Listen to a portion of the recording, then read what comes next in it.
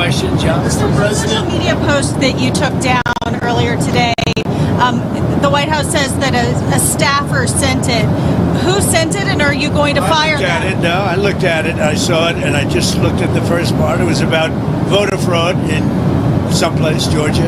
There was a lot of voter fraud, 2020 voter fraud, and I didn't see the whole thing. I guess toward the end of it, there was some kind of a picture that people don't like. I wouldn't like it either, but I didn't see it. I looked at the first part, and it was really about voter fraud in and the machines, how crooked it is, how disgusting it is. Then I gave it to the people. Generally, they look at the whole thing, but I guess somebody didn't, and they posted, and we took it down, and we did it. You know, but that was a voter fraud that nobody talks about. They don't like to talk about that post. We took it down as soon as we found out about it. Mr. President, a number of Republicans are calling on you to apologize for that post. Is that something you're going to do? No, I didn't make a mistake. I mean, I look at a lot of thousands of things, and I looked at the beginning of it. It was fine. And they had that one post, and I guess it was a takeoff. By the way, a lot of people covered. If you look at where it came from, I guess it was a takeoff on The Lion King. And certainly it was a very strong post in terms of voter fraud. Nobody knew that was at the end. If they would have looked, they would have seen it. And probably they would have had the sense to take it down. But that was a takeoff on The Lion King. And a lot of people were covered on in different positions. So, but I spoke to Tim Scott. He was great. Tim is a great guy. He understood that 100%. Go ahead. Mr. President, Steve Witkoff, Jared Kushner met with Iran's foreign minister today. You also had Brad Cooper there, the head of CENTCOM. A deal doesn't look like it's been reached yet. How long are you willing to wait? A deal can be reached. Well, you have to get in position. We have plenty of time. If you remember Venezuela, we waited around for a while, and we're in no rush. We have, very good talks going with Iran. We have very good talks going with Russia and Ukraine. We're doing a lot of good talking, and I think we had the results today were with Iran. It was a meeting. We're going to meet again early next week, and they want to make a deal. Iran, as they should want to make a deal. They know the consequences if they don't. If they don't make a deal, the consequences are very steep.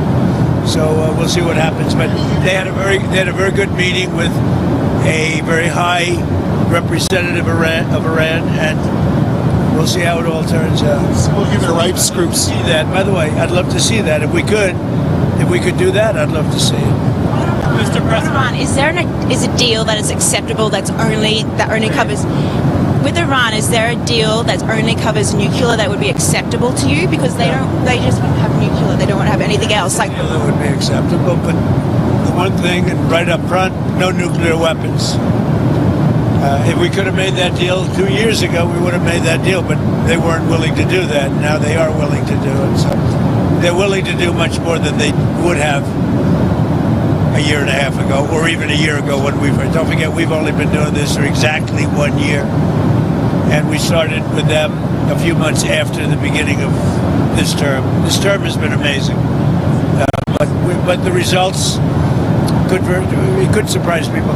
If they would have offered this deal originally when we first started, it would have been accepted immediately. We'll see what happens now. Mr. President, a number of people in the MAGA base say they aren't satisfied with the administration just focusing on deporting violent criminals. Who are you with? I'm Natalie Ellison with the Washington Post.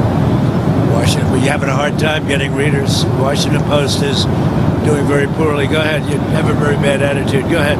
Well, a number of people in your base say that they want to see all illegal immigrants deported, even ones who are otherwise not. Let me tell you about my base. Let me tell you about my base.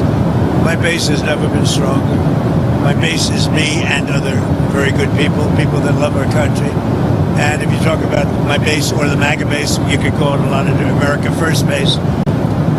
They couldn't be more thrilled. We have crime down to the lowest level that has been in 125 years. We have a border that's totally closed. We have all the things that our base wanted, and we have the best economy in history. Prices are down. We inherited very high prices and the highest inflation in the history of our country.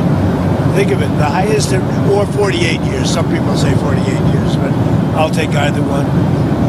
So my base is very happy. But would you support mass deportations of people who are otherwise law-abiding? See everybody, but we're focusing on the criminals. We're focusing on killers. We're focusing, but ultimately, they all broke the law. Some can, if they do it in a certain way, they can go out. They can come back if they do it properly. But as you know, a lot of people have been deported. A lot. But the focus is on the murderers, the drug dealers. We have many people mentally insane. They dumped everything in our country. But ultimately, yeah, it's exactly as I said during the campaign. Yeah. Mr. President, can you set the record straight? There were reports circulating that you told Chuck Schumer that in order to restore funding for the Gateway train tunnel in New York, New Jersey, you would want Penn Station and Dulles Airport to be named after you. Is that He true? suggested that to me. Chuck Schumer suggested that to me about changing the name of Penn Station to Trump Station. Dulles Airport is really separate. Dulles Airport is really not too involved with Congress. That's a separate kind of a deal, as you know. But it was suggested to me by numerous people, unions, Democrats, Republicans. A lot of people suggested. Nothing's been done on that.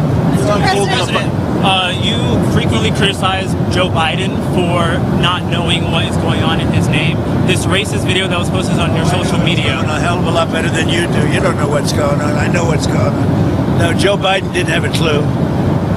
But we know everything. And when you look at what's happening with our economy, and think of it, we're way years